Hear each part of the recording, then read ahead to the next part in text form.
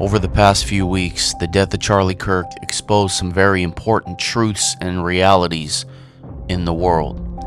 It exposed the good and honor people chose to have for somebody whose life was taken away from his wife and from his family, and that honor and respect and mourning with those who mourn.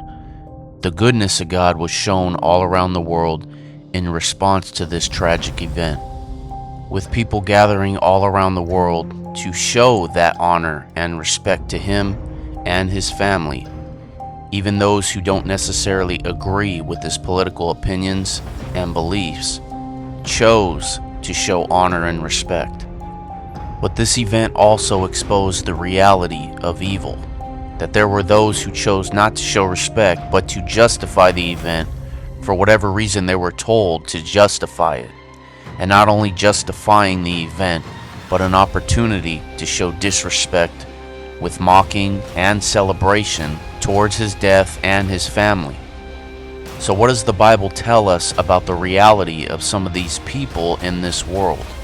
In 2 Timothy 3:2 it says, "In the end times, people will be lovers of themselves, lovers of money, boastful, proud, abusive, disobedient to their parents, ungrateful, and unholy."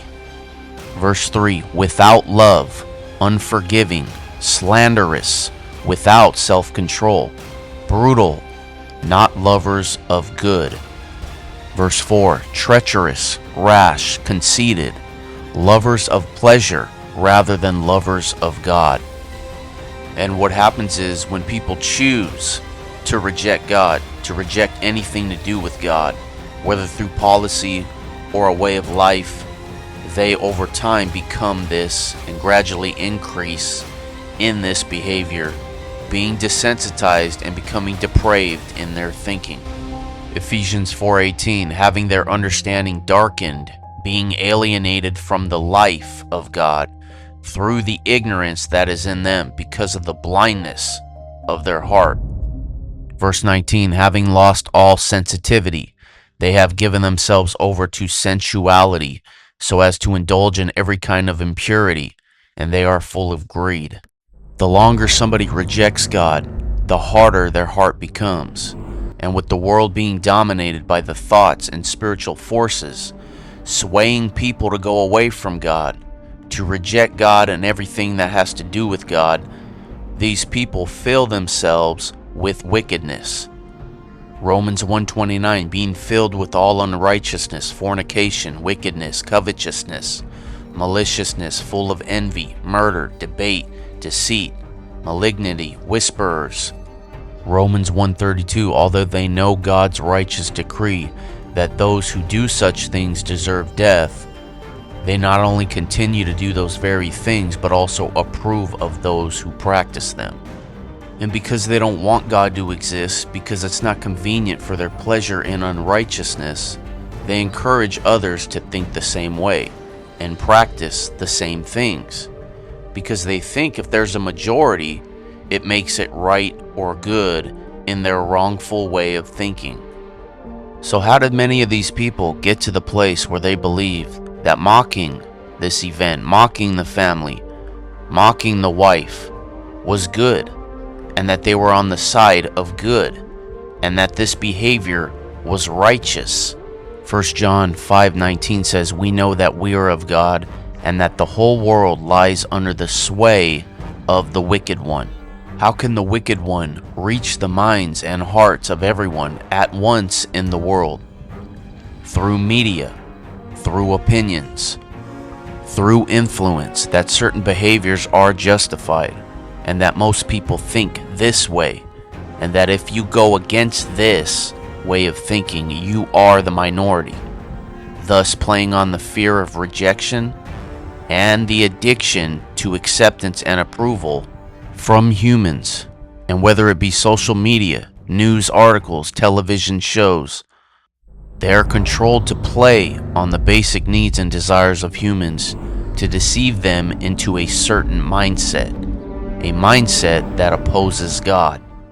Ephesians 2:2, "Where in the time past you walked according to the course of this world, according to the prince of the power of the air, the spirit that works now in the children of disobedience.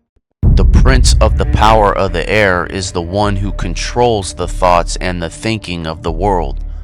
What thinking is accepted? What thinking is rejected?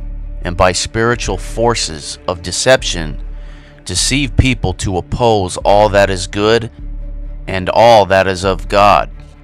So what happens to these people who choose to reject truth, reject God, and reject the free gift of salvation by Jesus Christ?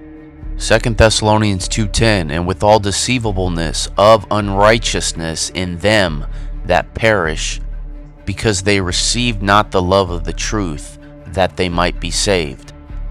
Verse 11, and for this cause God shall send them strong delusion, that they should believe a lie. Verse 12, that they all might be damned, who believed not the truth, but had pleasure in unrighteousness. People who choose to reject Jesus Christ will walk right into Armageddon, the tribulation period of hell on earth, where God will ultimately judge the unbelievers. Because they reject truth, by default, they will accept and cling to lies, and the liars will be right there to feed it to them. They will think because of the disappearance of Christians through the rapture, and that there is no opposing force, they will finally have it their way and be happy that in their mind good ultimately prevailed. But they will soon realize that the promises of peace and security was just another lie they chose to believe. 1 Thessalonians 5:3, for when they say peace and safety, then sudden destruction comes upon them, as travail upon a woman with child, and they shall not escape. In their lives of escapism, this time they won't be able to escape. These characteristics you see of evil in people's behavior today, without the grace of God and their choice and humility to come to the cross, these are the people you will see walk right into the prophesied judgments in the book of Revelation. The ones who reject God and His Son and reject anything to do with God and His Word, clinging to comforting lies of their flesh and pride. But God is still looking for people to be saved today. And through faith or belief in His Son, everyone and anyone can be saved freely by the grace of God.